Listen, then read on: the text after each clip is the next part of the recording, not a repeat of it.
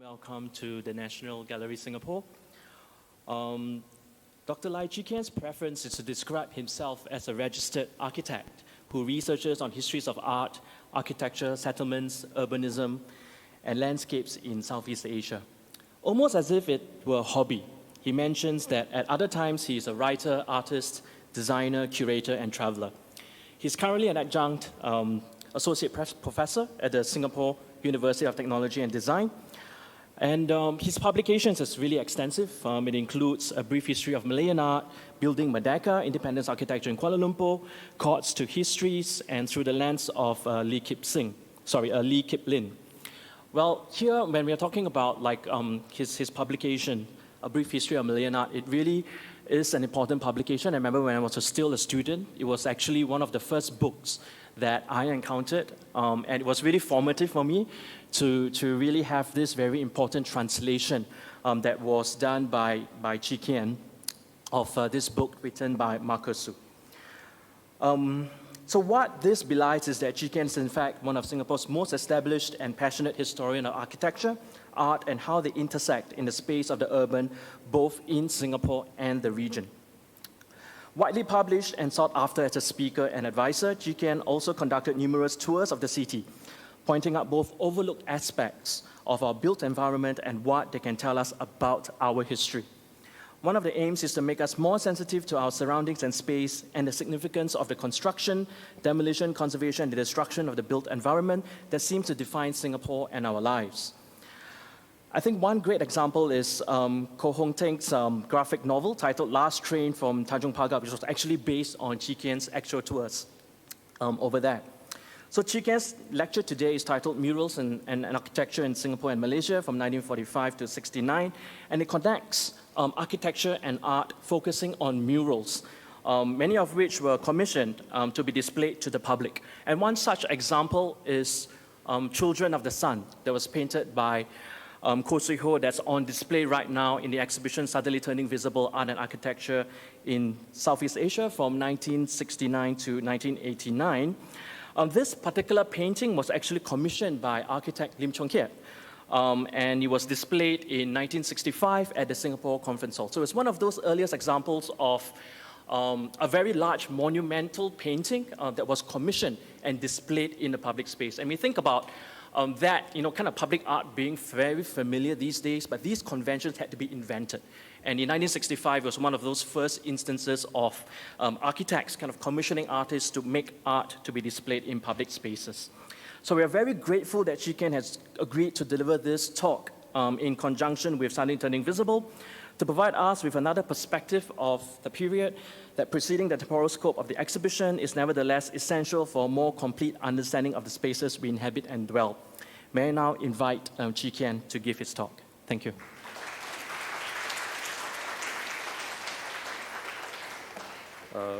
Thank you, Jean. Thank you, Gillian, and friends at the National Gallery. And thank you all for coming here despite the very infectious thing that's going on now. I think I will start off with this image, and as you know, it's not 1969. Actually, it's beyond 1969. So some of the murals I will be talking about will be extended past this time, because when I gave the title to National Gallery, I hadn't thought of the 70s, which was also quite important.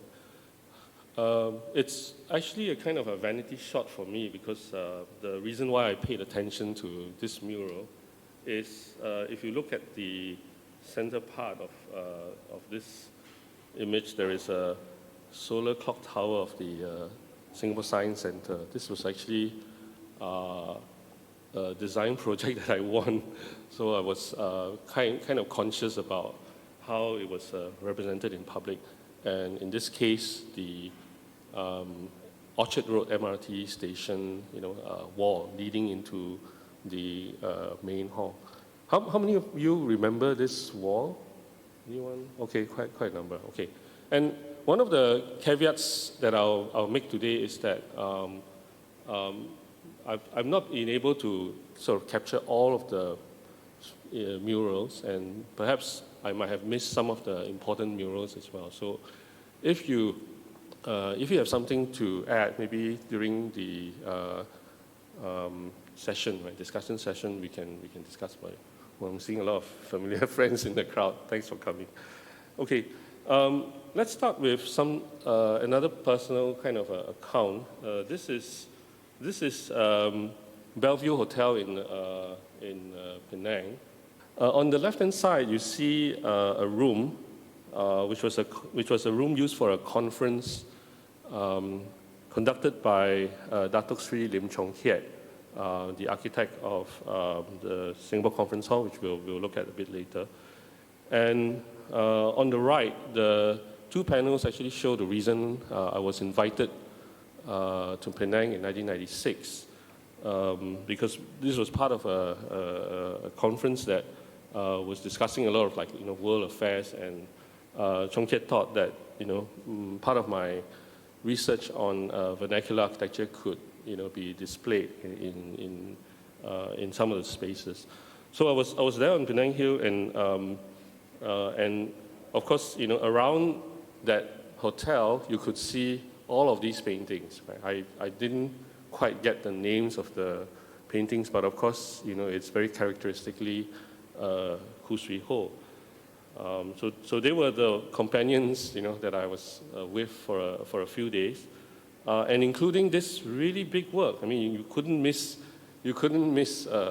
Children of the Sun. So that was really in 1996 my first encounter with this painting. And of course I didn't know its previous histories and all that until much later. But of course the connection to Datuk Sri Lim Chong Kiat was of course very obvious. He was a kind of a patron for many artists, including Khoo Swee Ho, and you can see the black and white image of both of them discussing the work.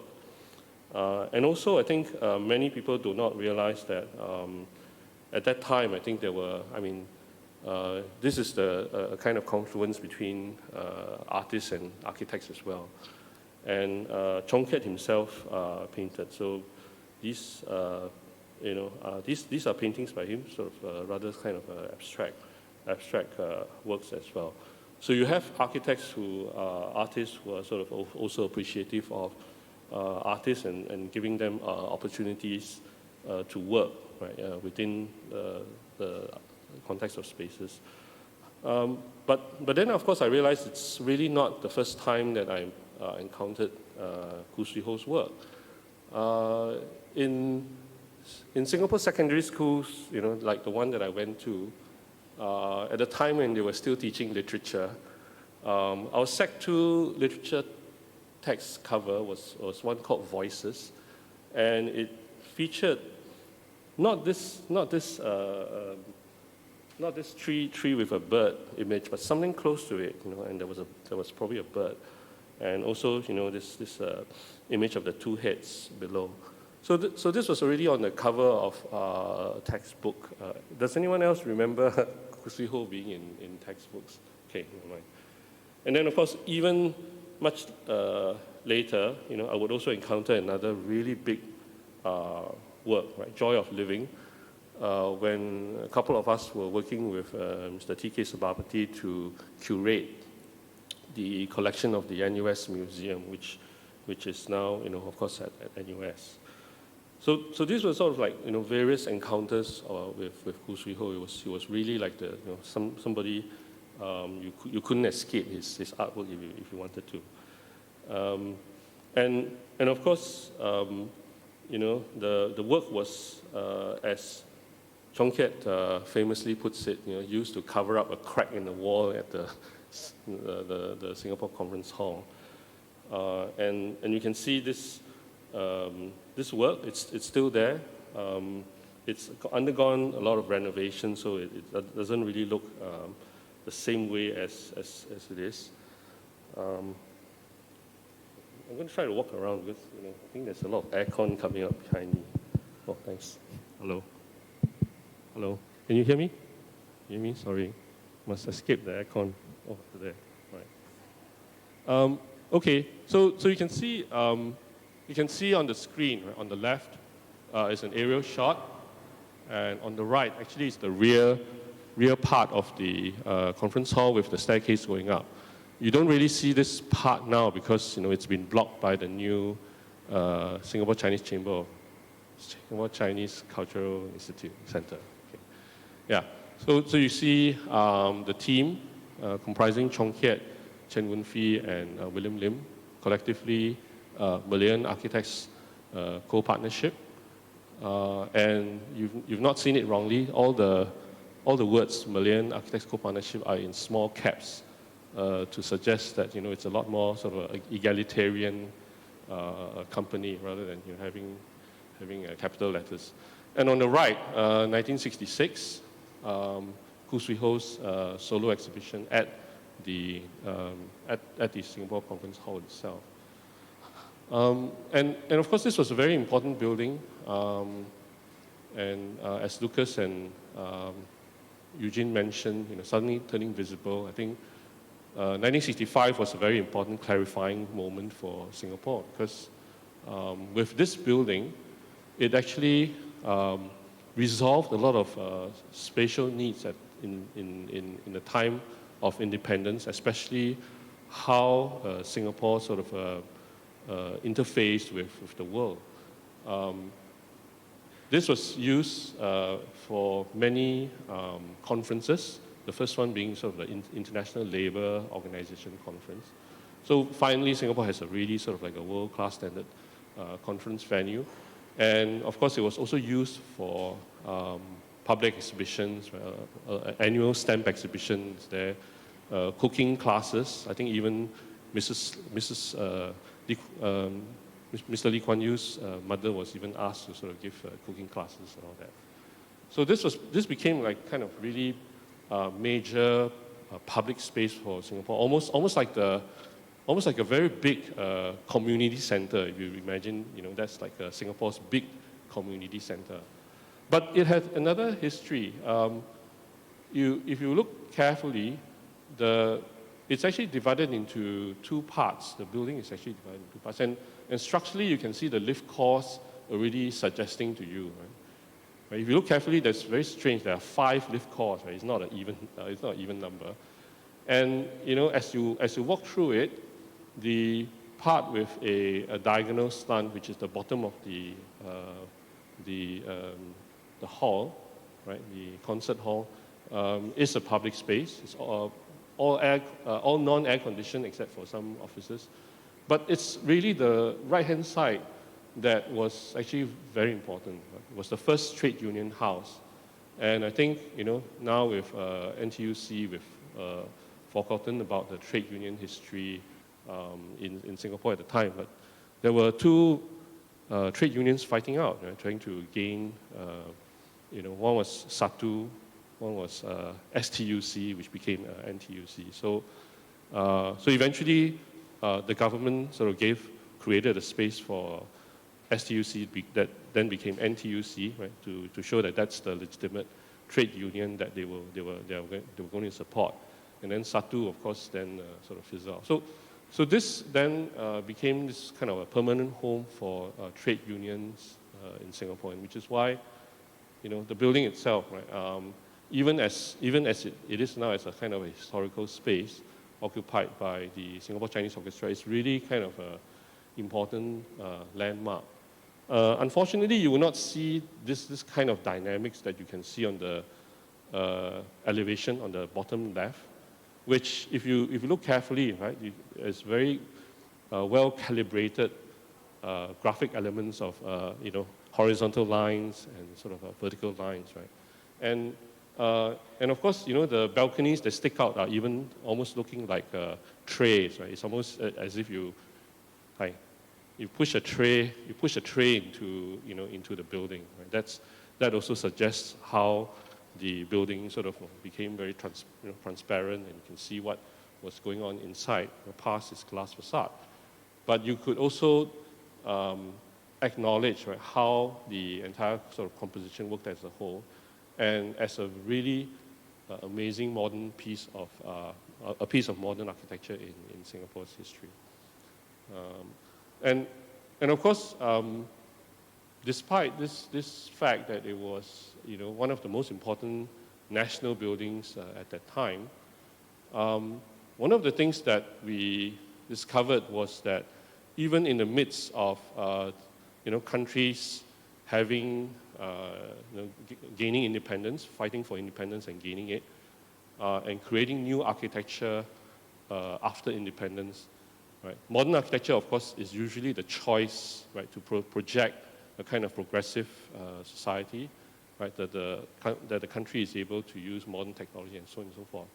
But as a friend, Mr. Tan Kwok Min and myself, we were discussing the fact that despite using the most modern materials and the sort of modern aesthetics incorporated into these sort of nation-building buildings, there would always be some remnant of something from the past, right? And something as a part of a history, something as a sort of a graphic or a figure from the country's own past. So in this case, you can see that despite the kind of modernity that we've been talking about, at certain parts of the building, you will see walls like the one on the bottom left, which is based on the patterns of mengkuang mats, which are usually found, in families of mainly Malay families. So these mengkuang mat patterns, not just on these walls, you can see them sometimes abstracted downstairs and elsewhere. Yeah. So the message is that if you look at modern buildings of that point in time, right, that it will not profess to be completely modern and be completely clean edge, without any decoration. There will be some remnant of that pre-independence kind of existence that we can always we can look out for. Okay, and speaking of that whole sort of era in time in nation building, we can also go back to 1963.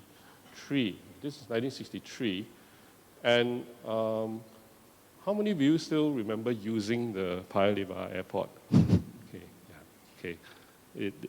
You know that it dates you, right? So, yeah. So if you look at the black and white photograph on the left, it's one of the lobbies of Paya Lebar Airport.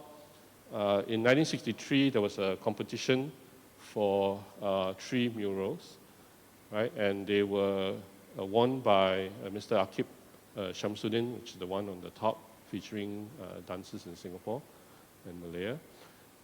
And then, of course, you have 2 city scenes below, right, by Mr. William Mundy. But the curious thing about this competition is its title, because the title of the competition is National Theatre and Paya Lebar Airport Mural Design Competition. Quite a mouthful. And I've always been wondering why that is the case, because why is the National Theatre invoked, in this competition? And then suddenly, if you look at old images of what the National Theatre was supposed to be, this, of course, as everyone knows, this is by Mr. Alfred Wong, who was sort of another architect with a lot of some artistic background. He plays the piano and all that.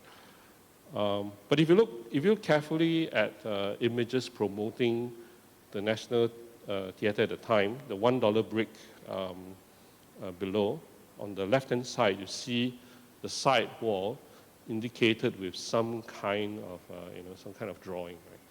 So, quite possibly, this competition may have wanted to provide a mural for National Theatre, but for some reason, it never did. Right? So, all 3 of those murals went to the Paya Lebar Airport. Self-promotion time. Sorry.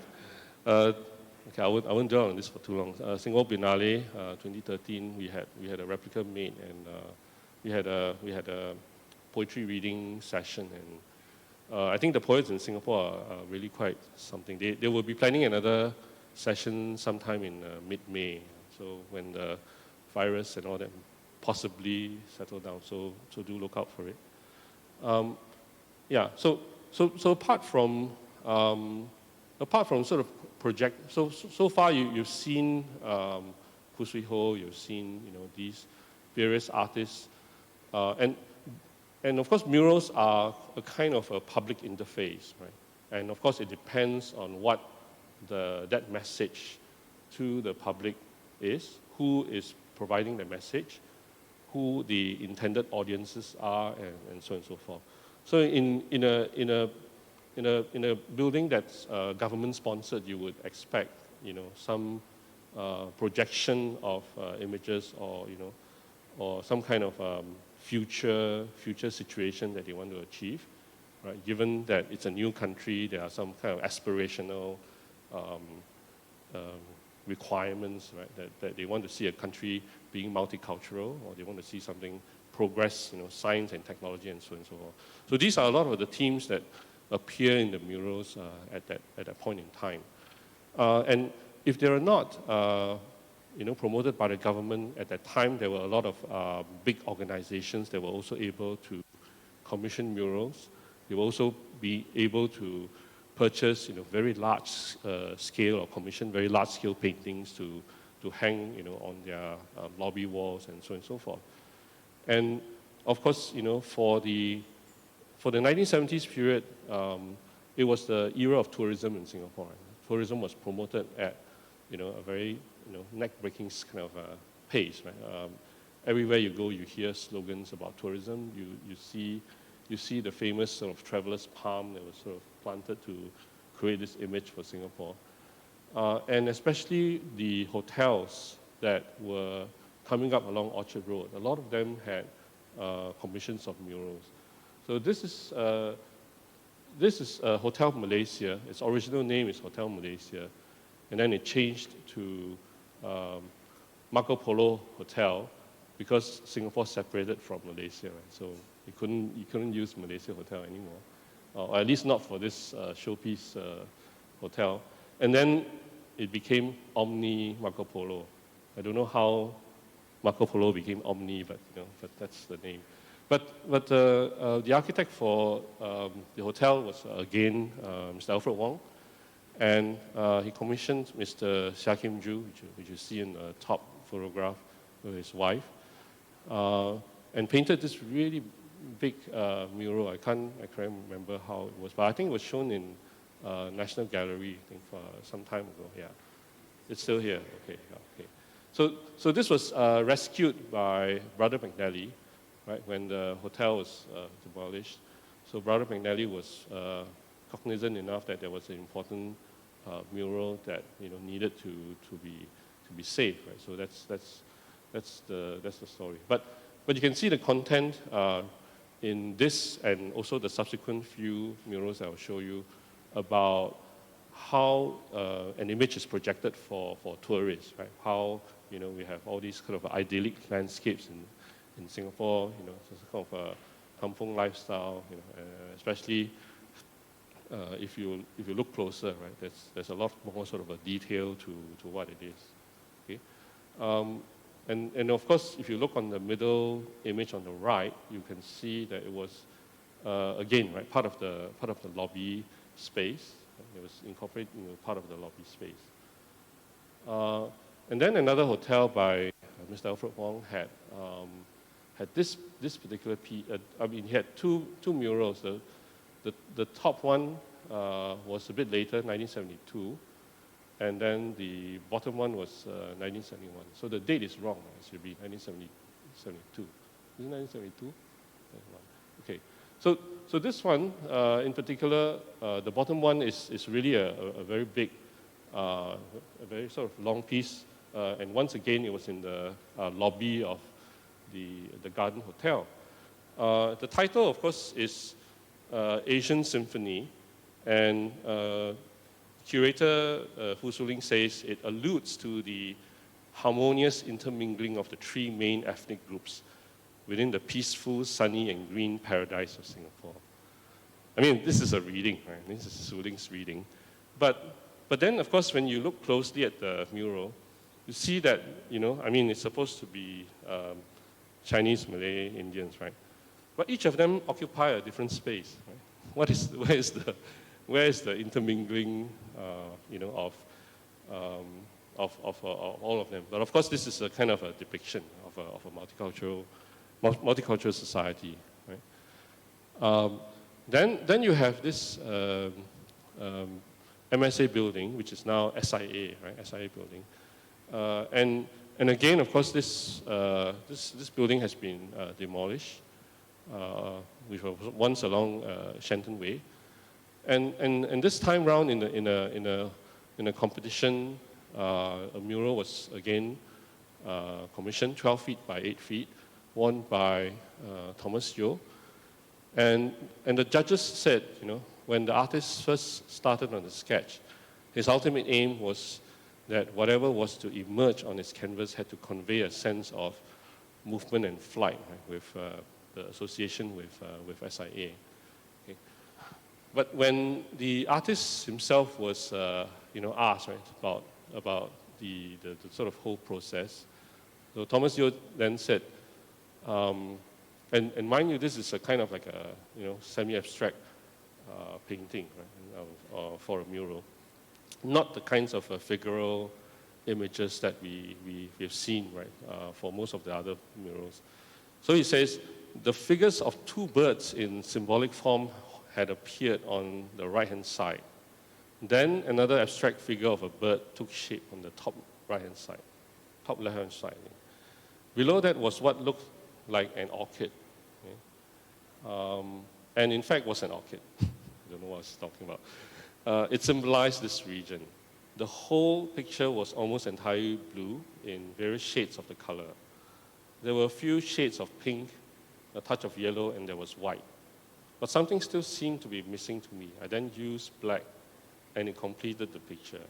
Black added the extra impact which had been lacking before. So mind you, this is so this is very curious why the artists have to go to such lengths to explain why, what an abstract painting could possibly mean to him, and how something might have been an orchid, something might have been birds, right? To coincide with this whole theme of tourism and SIA, and of course, one of the reasons could be that it really is a kind of a public statement, right? That when queried, you have to say, even though it is abstract painting, right? Abstract art, you have to say what it possibly could be like, right? Whether it's harmony of the different ethnic groups and so on and so forth. And then, has anyone seen this? Has anyone seen this? Yeah. This is Singapore Hilton. Okay, this is Singapore Hilton, and it's actually from 1969. Does anyone know the artist? Anyone? Huh? No, not always. I think he's a kind of a forgotten figure. He was born in KL, went to ACS, then came to, then came to SJI, studied in Singapore's SJI, then studied art and so on and so forth. I think it was self-trained.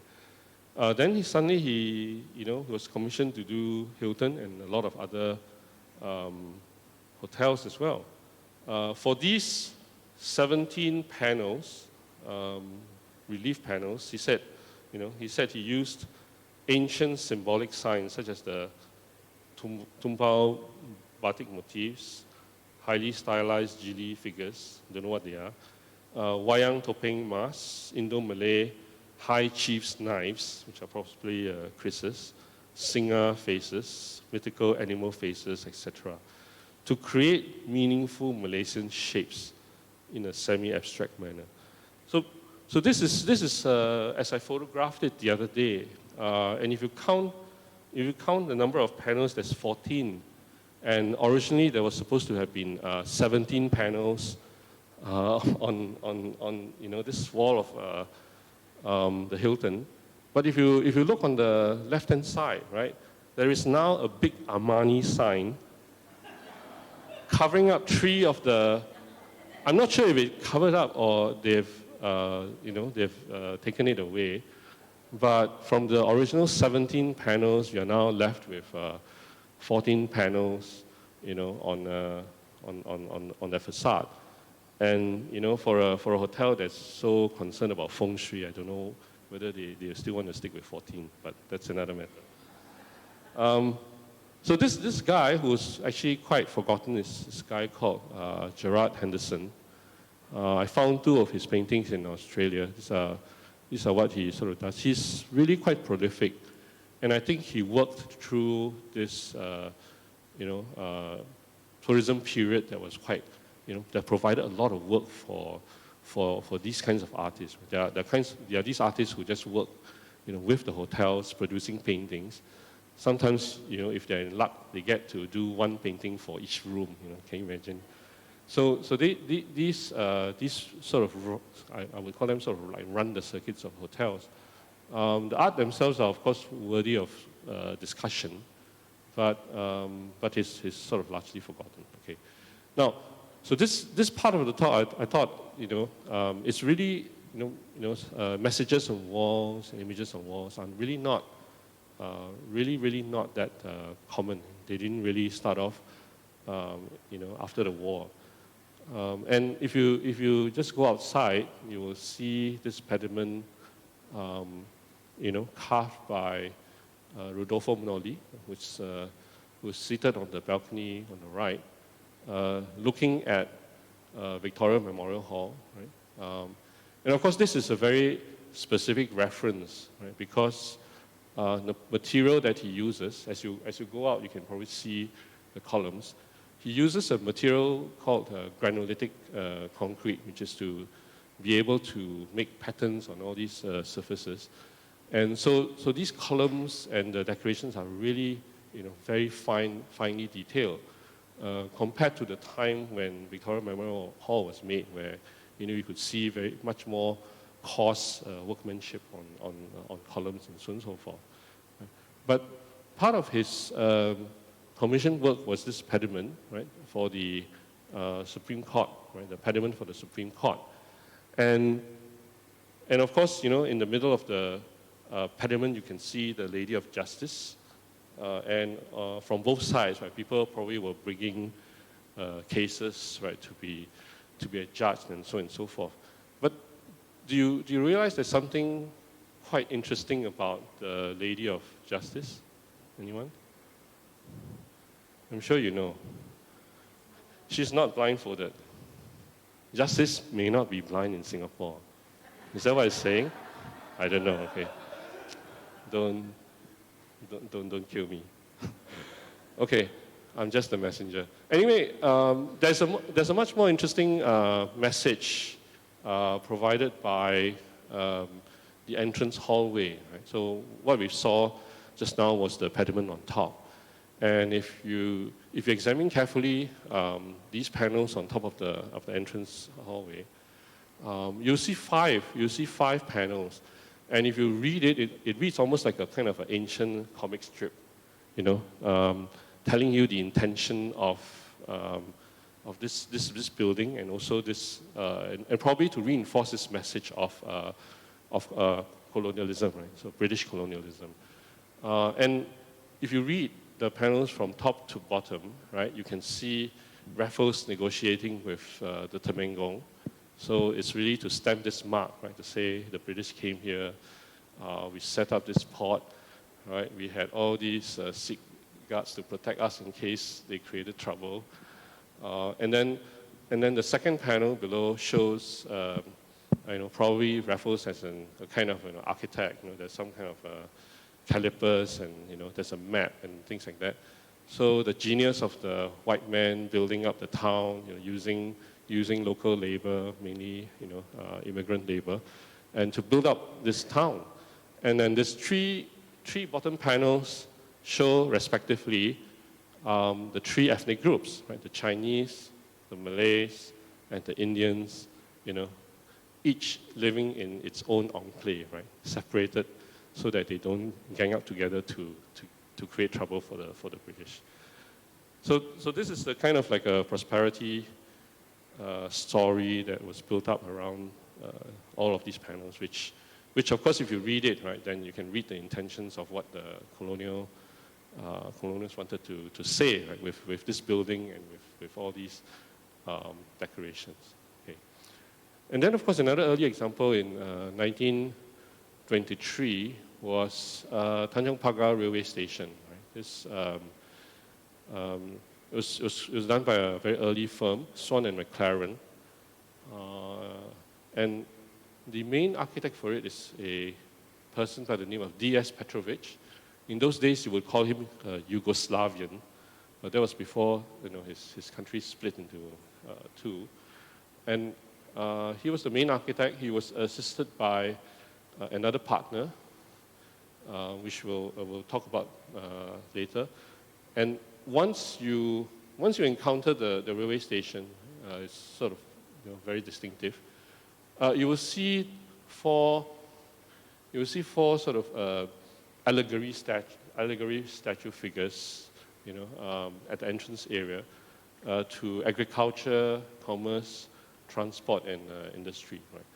All of these enabled by the railway system that finally completes, the sort of circuit from Taiping. They started in Taiping, and then they sort of worked the whole railway down to Singapore. So the whole sort of a Malayan economy was complete. So this was quite a significant moment in the colonial history of Singapore, and therefore, these four allegorical statues, they were designed by a guy called Angelo Vanetti, very prosperous looking on the right, and of course they were constructed in another studio and then sent to Singapore.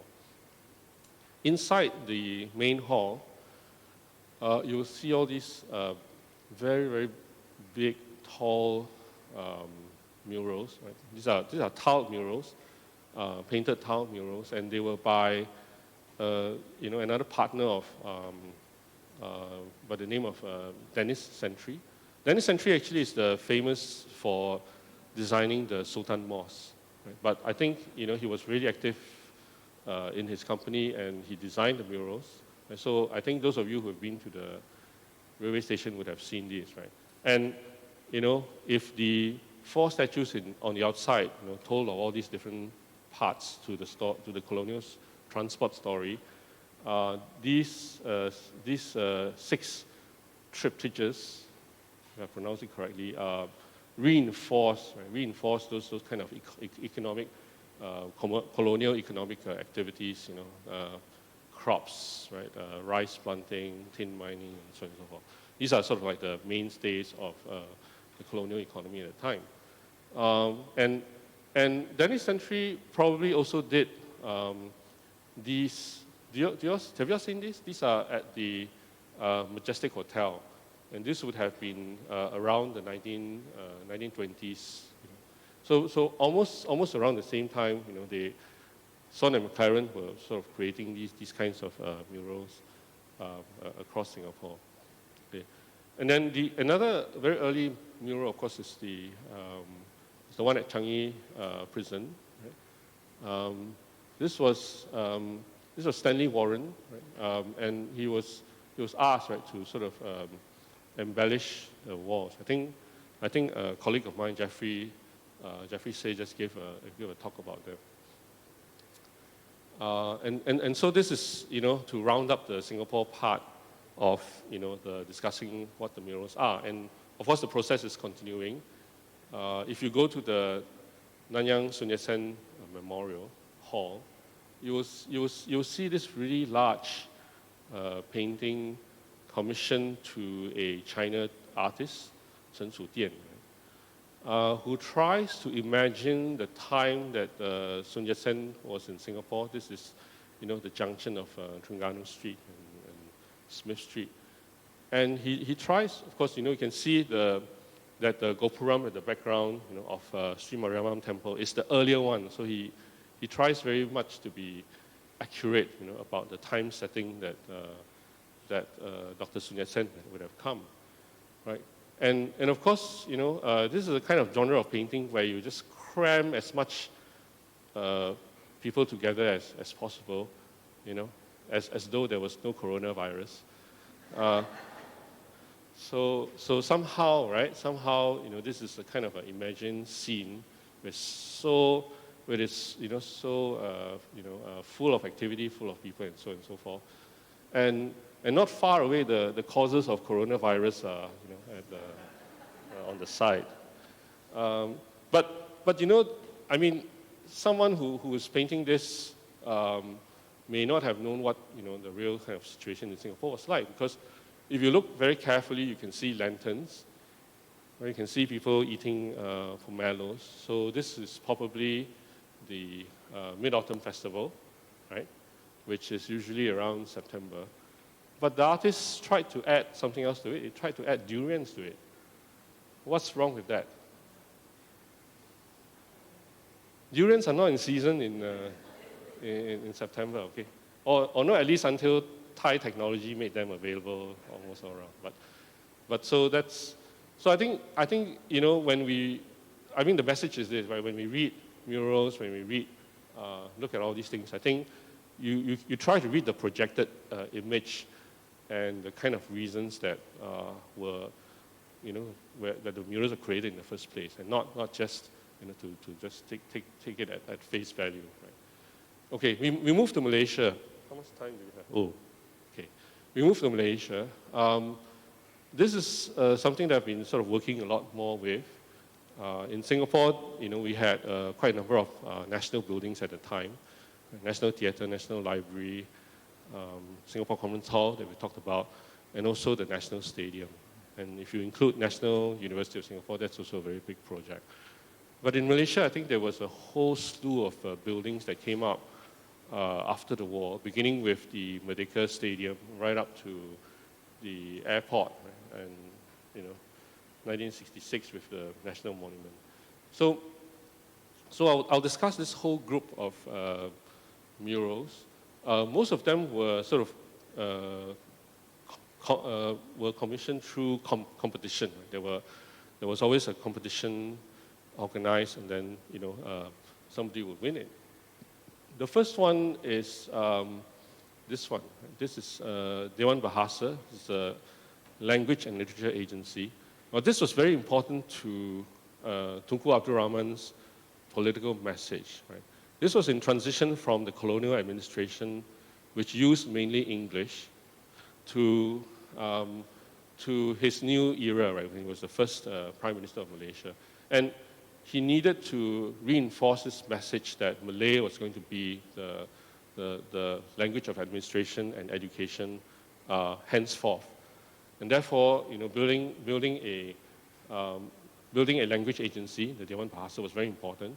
Right? So you look at that; it's quite a modern building, and its lecture hall sort of projected out, almost like a TV screen, onto this area called it used to be called the Edinburgh Circus.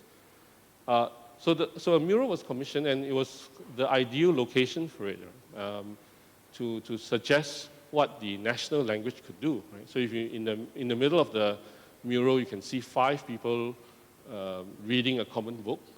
Right? It's an adaptation of what's the Down Lontar, and reading this common book, right, will enable you to take part in all the other activities that are surrounding these 5 figures. So if you look at the green areas, these green areas subdivide the different areas of commerce, industry, agricultural life and social life, and so on and so forth. Okay, so the message is absolutely clear. This is aspirational kind of mural. Okay, the second one, once again, right, this is Stadium Negara, 1962. This was built because Malaya won the Thomas Cup, the inaugural Thomas Cup in 1949. Right? They went up to Preston and they trashed the Denmark team 8-1. And of course, if you win the Thomas Cup, you are able to host it. And therefore, they had to bring they had to bring the Thomas Cup to Malaya, right, to Singapore. And this stadium was built. And along with it, was another competition won by two young persons, Yi Chin Ming and Poon Po Hong, right?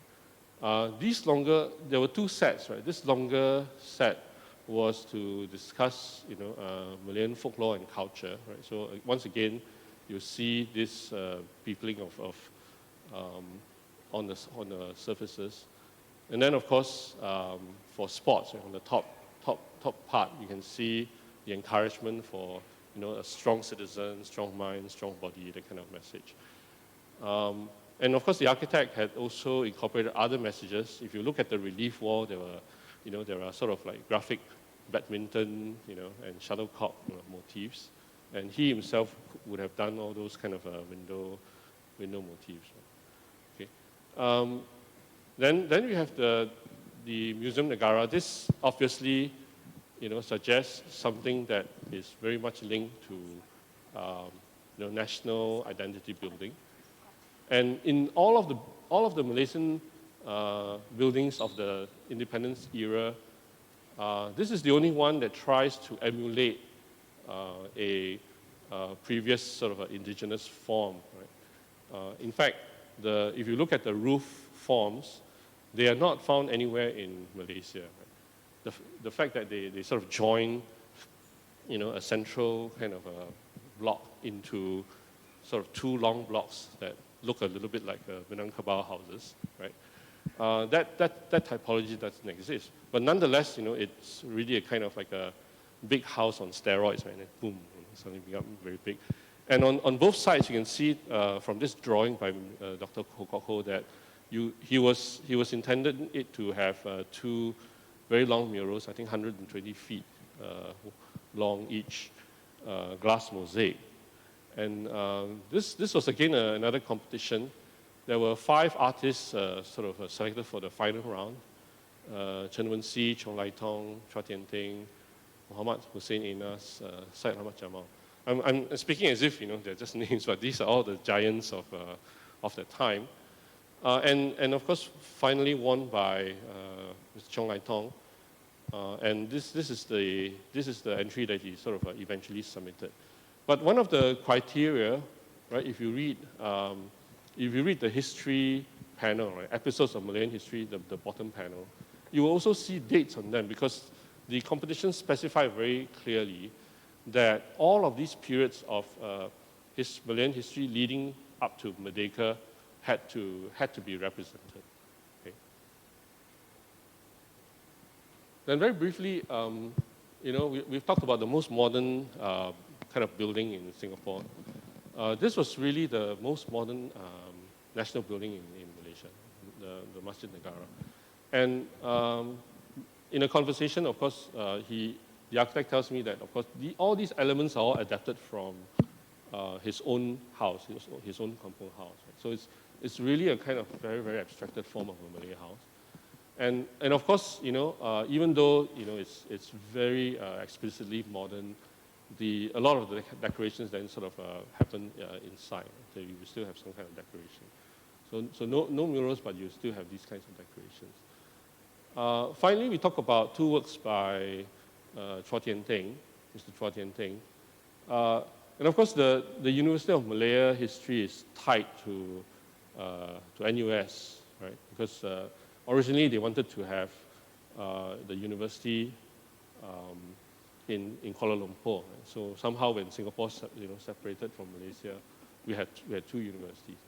But this was the Faculty of Agriculture. You can see this sort of once again sort of very densely populated with different figures taking part in what would have been the kind of agricultural aspects of Malaya. Okay.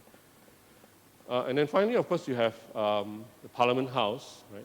The Parliament House was by this architect, Mr. Ivor Shipley, right? Henderson's drawings were in his collection. And once again, this utterly sort of modern, right? Unapologetically sort of modern. And in this central space of the Dewan Rakyat, the House of Representatives, you can see a 5-sided wall, right, gable wall space. And this space, originally, there was going to be a large mural, right? Almost like a 180-foot high, big mural. And originally, the architect commissioned Mr. Chua Tian Ting to work on it. Right? But somehow, there were all kinds of reasons, right? There was not enough money. They didn't really reject it. The architect thought that, maybe this was a bit too Chinese. Therefore, it didn't sit well with the government at that time. But for whatever reason, it did not end up in that space. And of course, the architect had just given the very simple instructions that, can you please represent the people of Malaysia? And unlike, all these tourism messages about, one Malaysia, five Malaysia, Chua Tian Ting drew 52 figures, right? And you can see Thai figures, you could see Javanese, you could see, so working from his native Georgetown in Penang, he could see that, this kind of very, very diverse, almost differentiated kind of ethnic groups, right? That Malaysia was really a very, people by very, very, complex sort of backgrounds. So therefore, he drew 52. He didn't draw 5 or, like in the Dewan Bahasa. And of course, earlier on this year, the reason why I chose this as the image for our talk is that, this was never put up in the Parliament House. And I regret it now, of course. I wanted to write to the Malaysian government to see if I can do an installation art piece where I would project this image onto the wall of the Dewan Rakyat. Here you see the very detailed, explications of what the humans are and all that. And I think it would have been a great statement of, this multiplicity of Malaysia. But of course, the events of the last month was not to be. Right? And perhaps we'll have to wait for another time to perhaps discuss this kind of, multiplicity and the kind of people you find in Malaysia. And perhaps, one day that day may come. Thank you very much.